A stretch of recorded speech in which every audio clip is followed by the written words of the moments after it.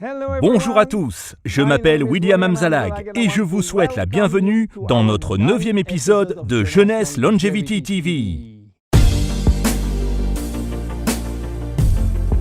Jeunesse, we are redefining youth.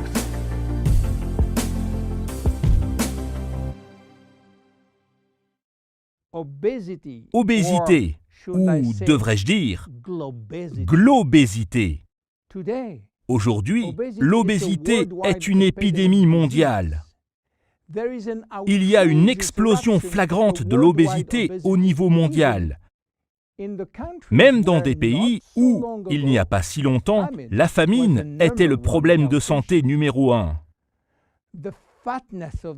L'embonpoint du monde change rapidement.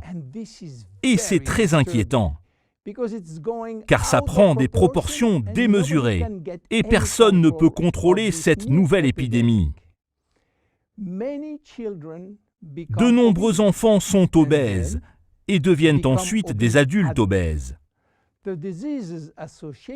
Les maladies associées à l'obésité, comme les problèmes cardiaques, les cancers, mais surtout les diabètes, explosent. Tout ça fait beaucoup de gens malades partout dans le monde.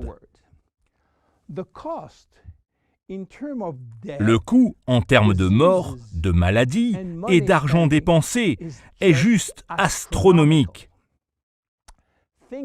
Réfléchissez. Il y a dans le monde aujourd'hui environ 3 milliards de personnes en surpoids et 800 millions d'obèses.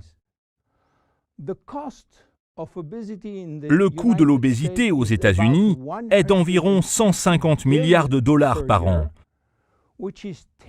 soit 10% du total des coûts médicaux américains. Quelle est la différence entre surpoids et obésité ? Le surpoids, c'est lorsque vous avez seulement quelques kilos en plus par rapport à la norme, de 1 à 15 kilos pour les adultes. Au-delà de ce seuil, on vous considère comme obèse. Si vous désirez en savoir plus à ce sujet, alors vous devez calculer votre IMC, c'est-à-dire votre indice de masse corporelle, en utilisant la formule suivante. Votre poids en kilos divisé par votre taille au carré. Si votre IMC est inférieur à 18,5 par mètre carré, ça veut dire que vous devez prendre du poids. En effet, vous êtes considéré comme maigre. Entre 18,5 et 25, vous êtes normal. Entre 25 et 30, vous êtes en surpoids. Et au-dessus de 30, vous êtes considéré comme obèse. Notez que l'IMC est un outil standard qui ne s'applique pas aux extrêmes, comme les personnes très grandes ou très petites. Et il faut aussi l'adapter pour les enfants. Pourquoi les gens deviennent obèses ? C'est très simple en théorie. Mais ça devient beaucoup plus compliqué lorsqu'on s'intéresse au métabolisme lipidique. On prend du poids ou de la graisse lorsqu'on ingère plus de calories qu'on en dépense, ou lorsqu'on dépense moins de calories qu'on en ingère. Comment avoir de l'énergie ? Le corps tire l'énergie dont il a besoin uniquement de la nourriture, à savoir qu'1 gramme de glucides équivaut à 4 calories. Pareil pour les protéines, mais 1 gramme de gras équivaut à 9 calories. Donc, tout dépend de la quantité que vous mangez et quelle nourriture vous avalez. Si celle-ci est riche en graisse, en protéines ou en sucre. Maintenant, comment dépense-t-on l'énergie ? Il y a 3 façons de dépenser l'énergie. La première, c'est ce qu'on appelle le métabolisme de base, qui est l'énergie nécessaire au fonctionnement, au bon fonctionnement, de notre corps et de ses millions de réactions chimiques. Ça demande environ 1 calorie par kilo et par heure. Donc, si vous pesez 60 kilos, vous dépenserez en 24 heures, 60 fois 24 heures égale 1440 calories par jour. Et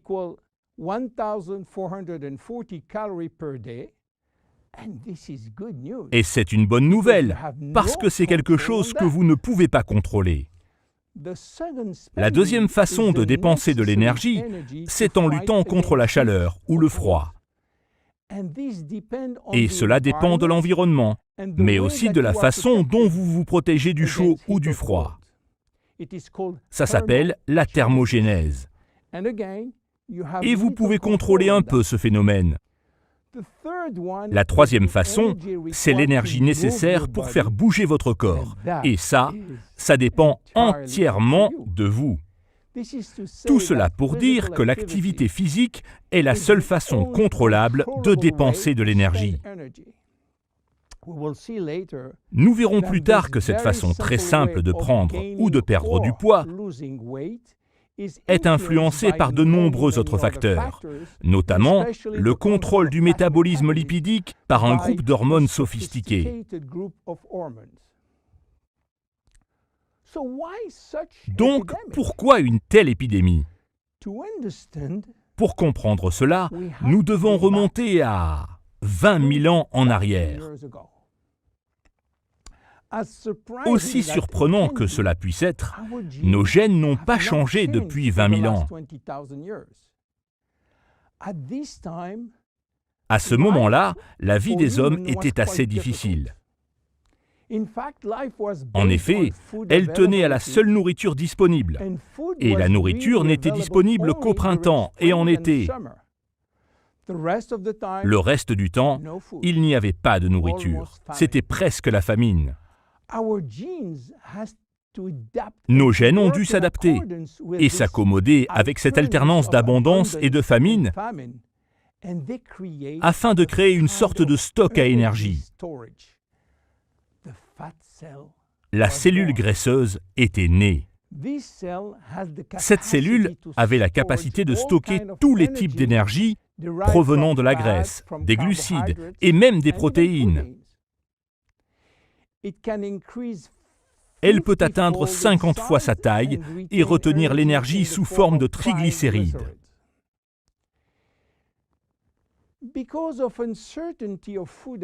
À cause d'une nourriture incertaine, nos gènes ont été orientés vers le mode sauvegarde. C'est-à-dire qu'à chaque fois que l'on mangeait, toute l'énergie provenant de la nourriture était dirigée vers le stock. Que s'est-il passé 20 000 ans après?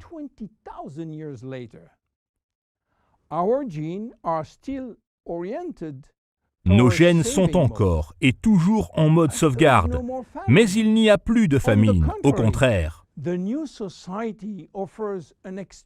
La nouvelle société offre une abondance de nourriture riche en calories, et cela toute l'année.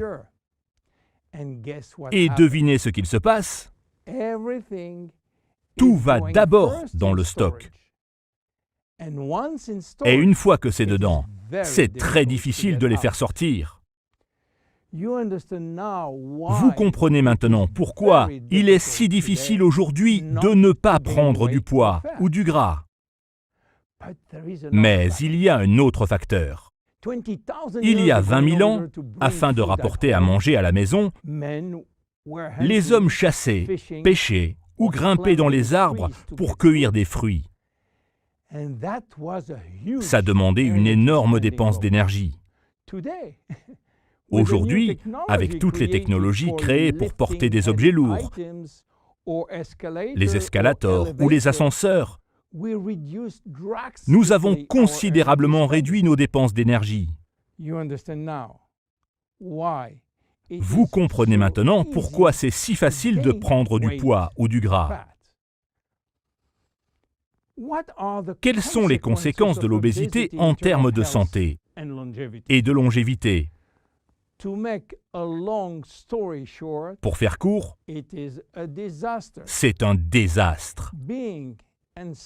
Être et rester obèse amèneront une longue liste de maladies chroniques, parmi lesquelles des maladies cardiovasculaires, des diabètes, des cancers, des syndromes métaboliques et par conséquent, une vie considérablement plus courte.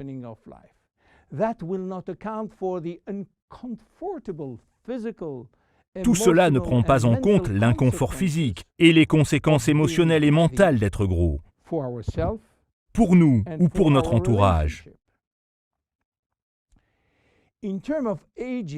En termes de vieillissement, l'obésité raccourcit les télomères, augmente les dommages causés à l'ADN et réduit la réserve de cellules souches. Donc, que faire pour réduire l'obésité? Évidemment, c'est assez compliqué de se rendre compte des efforts de la communauté médicale mondiale avec si peu de résultats. Les autorités sanitaires organisent régulièrement des campagnes pour informer la population sur les conséquences de manger trop de sucre, trop gras ou de ne pas faire d'exercice. Mais l'industrie alimentaire ne nous a pas aidés jusqu'ici et continue de mettre sur le marché des produits riches en mauvais sucre et en mauvaise graisse.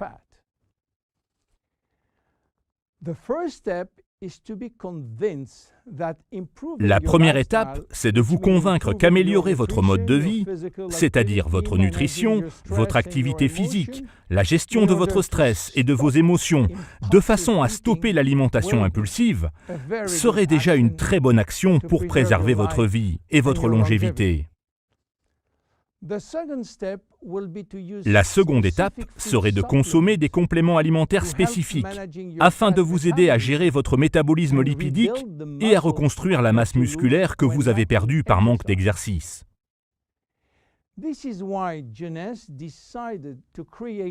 Voilà pourquoi Jeunesse a décidé de créer une nouvelle gamme de produits spécialement conçus pour neutraliser les fringales, aider le métabolisme lipidique et réduire la perte musculaire. Ne manquez pas notre prochain épisode consacré à la ligne Zen Body. Je m'appelle William Amzalag et je vous donne rendez-vous dans notre prochain épisode. Merci. Jeunesse, we are redefining youth.